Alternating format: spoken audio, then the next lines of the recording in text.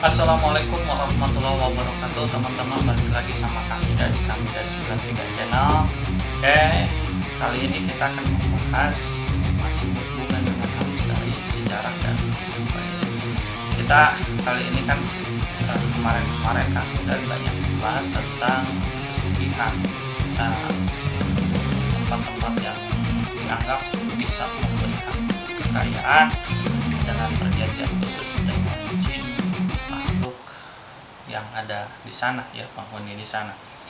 Tapi sebenarnya teman-teman, di balik itu semua perjanjian dengan setan, jin yang menyesatkan itu pasti ada harga yang harus dibayar. Kalau ibaratnya mahar yang harus dibayar. Mereka minta yang sebenarnya bukan yang katanya ditumbalkan, anak yang baru lahir, bayi, terus kemudian manusia yang harus ditumbalkan itu sebenarnya bukan si makhluk itu yang mengambil nyawanya, tetap malaikat maut atas perintah dari Allah Subhanahu wa taala, tapi yang dikorbankan oleh kita adalah perasaan, rasa kasih sayang kita. Contoh, misalkan kita naudzubillah ya, anak harus dikorbankan untuk tumbal pesugihan.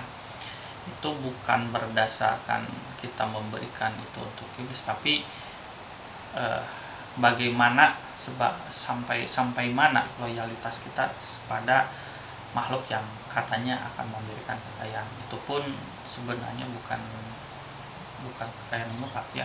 Tidak selamanya, pasti ada titik-titik tertentu bahwa kekayaan itu akan habis. Memang mendadak, memang secara cepat, tapi juga cepat habisnya, cepat berakhirnya. Itu yang kita disesatkan oleh jelas setan yang akan sampai yaumil akhir itu menyesatkan kita semua. Bagaimana perasaan kita, rasa pengabdian kita, tauhid kita, keimanan kita itu dipertaruhkan di situ. Namun betul pada saat-saat ini banyak sekali yang berputus asa dalam hal ekonomi jalanan gitu ya, sampai tega mengorbankan perasaannya, mengorbankan kasih sayangnya pada keluarga, kepada saudara ataupun rekan-rekan yang lain. Jadi salah satu yang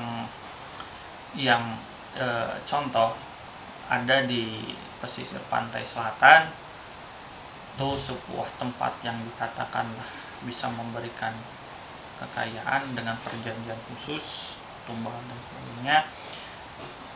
Tidak bisa Kang Ida sebutkan tempatnya di mana, tapi memang ada kisah teman paman Kang Ida itu pergi ke sana, bertemu dengan juru kuncinya, dan yang juru kuncinya bilang, apakah kamu sudah siap?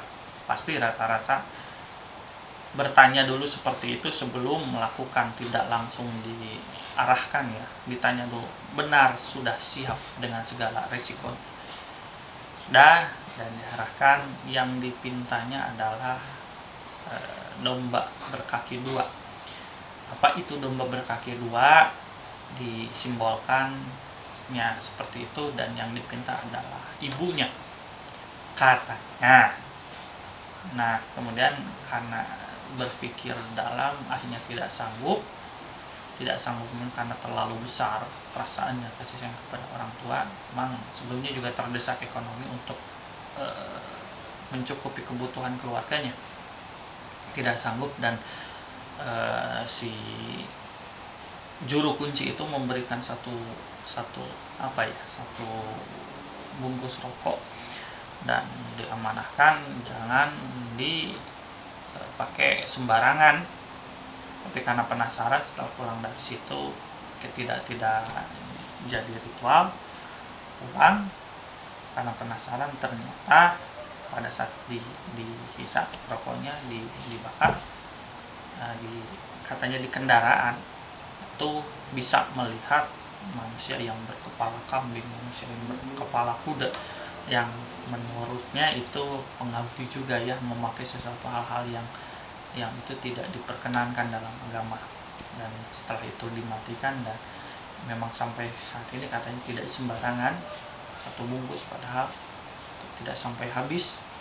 Jadi itulah sebenarnya yang diuji oleh iblis itu, bukan si iblis itu bisa mengambil nyawa, tapi mengarahkan untuk dia sakit, berimajinasi atau lewat pemikiran. Memang betul iblis maksudnya, setan itu maksudnya dari situ, menyesatkan manusia lewat alam pikiran dan tubuhnya, tapi tidak bisa mengambil nyawa. Yang bisa mengambil nyawa itu Allah Subhanahu wa Ta'ala menugaskan malaikat maut mencabut nyawa. Tetap tugasnya pada porsi masing-masing, tapi karena ketauhidannya, karena hatinya sudah diberikan kepada sesuatu yang dia bukan maha, maka Allah sendiri menghukuminya dengan sangat tragis, berat gitu. Walaupun kebahagiaannya mempunyai harta banyak itu hanya sekejap, itu ilusi semata. Jadi teman-teman berhati-hatilah, faktor ekonomi memang berat, rata-rata banyak sekali sekarang faktor ekonomi berat. Itu semua kita bergantung pada Allah Subhanahu wa Ta'ala juga. Keikhlasan, ketabahan itu berat memang. Itu jaminannya nanti kelak di akhiratnya itu kita akan mudah, ya semacam seperti itu. Kemudian bekerja keraslah, doa dan support. Ini yang paling penting, itu support dari orang-orang terdekat, saudara, istri, keluarga, lain-lain, rekan-rekan, sahabat. Itu sangat penting dalam menguatkan kita menjalani hidup. Kesulitan ekonomi, kesulitan mencari pekerjaan, rezeki ya, keuangan dan lain sebagainya, itu proses dalam hidup. Itu saja yang bisa Kang Hidayat sampaikan. Mudah-mudahan ada manfaatnya. Teman-teman semua jaga kesehatan saja ya. Wassalamualaikum warahmatullahi wabarakatuh.